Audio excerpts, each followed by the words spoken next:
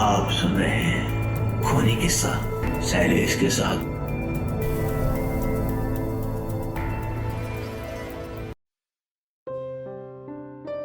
हम एक ऐसी दुनिया में रहते हैं जहां हर मोड़ पर इंसानों के भीतर डर और सिहरन पैदा करने के लिए आत्माएं और अन्य शैतानी ताकतें अपना रौब दिखाती रहती हैं।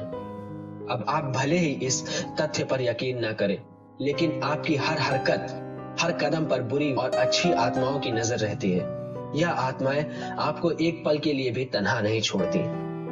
जी हाँ, कई बार भीड़ भाड़ से बचते हुए वह आपको अकेलेपन में ही अपने होने का एहसास करवाती हैं। ऐसी ही एक घटना से हम आज आपको रूबरू करवाने जा रहे हैं, जो कोई कहानी नहीं बल्कि एक आम इंसान के साथ घटित एक खौफनाक घटना है। आज से कुछ 5-10 साल पुरानी है।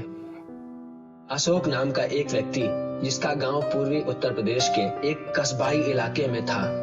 वैसे तो वो दिल्ली में नौकरी करता था, लेकिन घर आए हुए काफी समय बीत चुका था, इसीलिए छुट्टी लेकर वह घर आया हुआ था। यह इलाका बेहद सुनसान और घनी झाड़ियों के बीच बसा हुआ था, और इन घनी झाड़ियों के बीच शाम के समय अक्सर सन्नाटा ही पसरा रहता था। अशोक को बचपन से ही छत पर सोने की आदत थी, और बड़े होने के बाद भी जब भी वह गांव जाता तो अपने घर की खुली छत पर ही सोता था।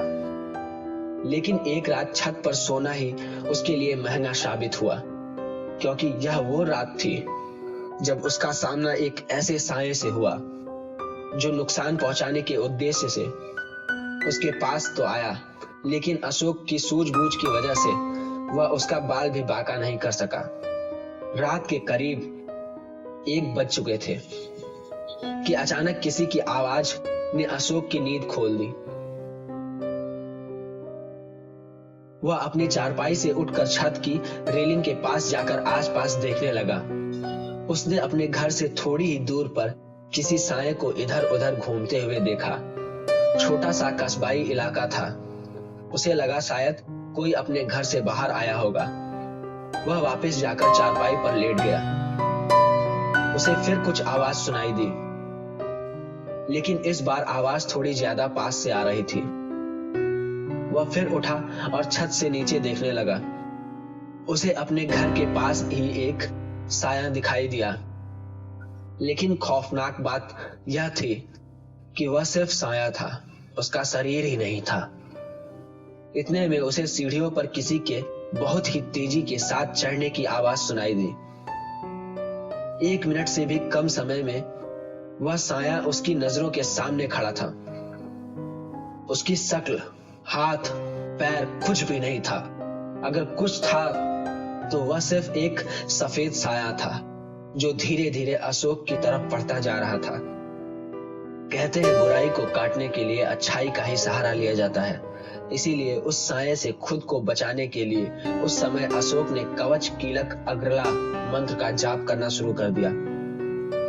वह लगातार 5 मिनट तक यह जाप करता रहा और यह साया उनके पास आता रहा। अचानक ही वह साया अंतर्ध्यान हो गया। वह हवा था और एकदम से हवा में बहकर गायब हो गया। वह कहाँ गया, कहाँ से आया था, कुछ पता ही नहीं चला। लेकिन कुछ समय जब तक वह साया अशोक के सामने रहा, उन चंद लम्हों ने अशोक के हाथ पांव फुला दिए थे। और अगर आपके पास भी ऐसी कोई स्टोरी है तो आप हमें इंस्टाग्राम पर भेज सकते हैं। ये एपिसोड आपको कैसा लगा वो हमें कमेंट करके ज़रूर बताना। मिलते हैं बहुत जल्द एक नए एपिसोड के साथ। Bye, take care and see you soon.